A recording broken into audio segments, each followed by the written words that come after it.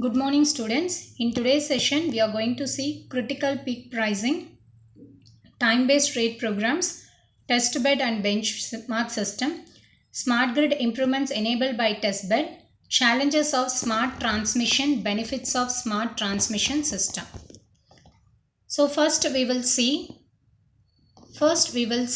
the what is meant by critical peak pricing system. So critical peak pricing system is nothing but on-load offshore demand or response. And also this critical peak pricing system will allow the customer to design whether we are going to pay more or not on a specific critical days rather than paying an average cost.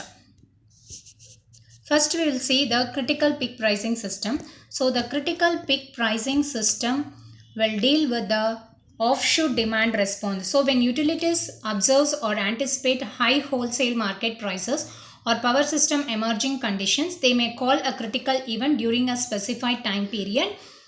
Example, from 3 to 6 p.m. During that hot summer weekdays, your power demand is going to increase.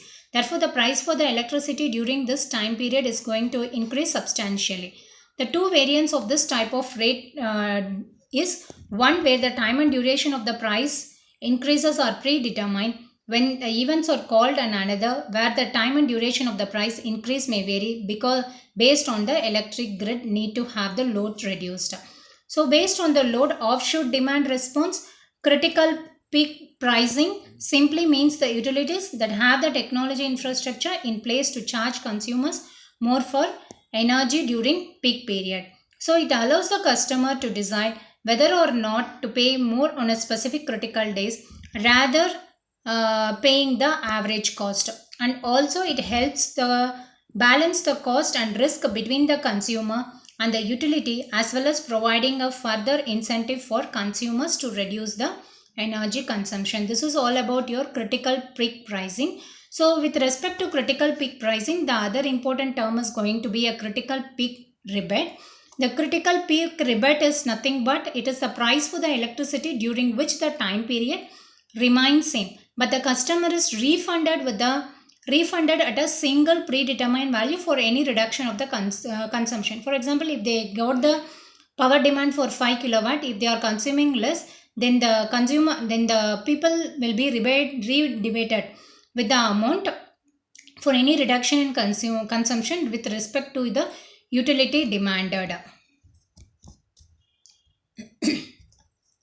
Next, time-based rate program. Time-based rate program is nothing but time of use applies to usage over broad blocks of hours, that is during peak hours 6 hours during summer day, off peak all other hours in a summer months. So where the price for each period is predetermined and constant. Time of use pricing is similar to critical peak pricing except extrapolated across every hour for every day. So time of use pricing allow the utility rates and charges to be assessed based on the electricity used. Not only on the time of day but also on the season wise it will be bifurcated, and with respect to the weather condition, and prompting them to adjust according to the weather. All it matters with respect to your time based rate program. Testbed and benchmarks. So the development of the computational tools for system application requires extensive testing and validation for efficiency. So after we implement it, we need to test the complete system by incorporating the computational tools. The computational tools required extensive testing and validation with respect to the system performance, efficiency, speed, accuracy, reliability and robustness. So we need to take the data from the backend. So we require the data or the user to test the final product based on the uniqueness of the test system that is being studied in the normal condition.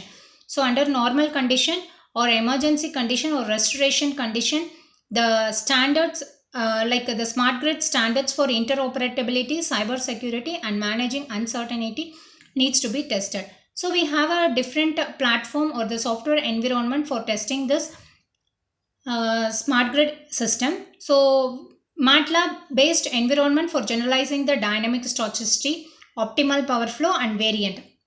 So we can use a MATLAB for testing the for testing the dynamic stochasticity, optimal power flow, and ADP, that is the variance of your adaptive dynamic programming and decision analysis tools and other tools for solving.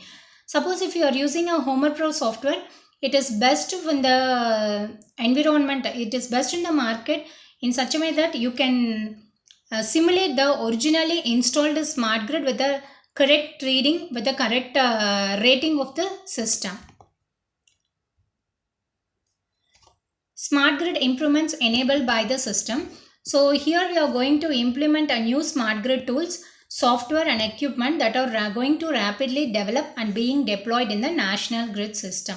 So in recent days, whatever recent tools are available, with the present tools, an algorithm is framed and that is incorporated in the hardware based system for testing your for testing the system performance and efficiency. Test beds have played an important but limited role in the technology development now in place. Over the next 5 years, your test beds are expected to be central enabler of breakthrough improvements to the smart grid system. It is imperative that technology perform as expected when deployed. It is going to increasingly have the more sophisticated test beds. So the sophisticated these test beds will integrate without disrupting your existing system.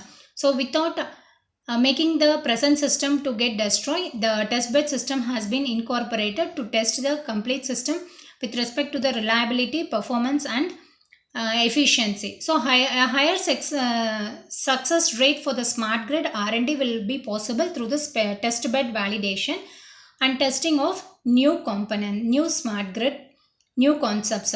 Now what are the challenges in case of your smart grid, smart transmission? So the key challenges in developing the super transmission is going to involve, the main challenge is communication, and another one is going to be the integration. So this particular two challenges involve the siting decision and providing reasonable policies for cost allocation. So in both the cases, when you need a Department of Energy national policy or FERC authority to take bold and decisive action. What are the benefits of obtaining a smart transition? The benefits of obtaining the smart transition is going to be, when you are going to consider the smart transmission, the smart transmission investment provides many benefits to your power customer and electricity market. So although they vary according to the type, location of smart technologies, installation of your new digital technology meter and implementation of the functionality identified are going to be aimed.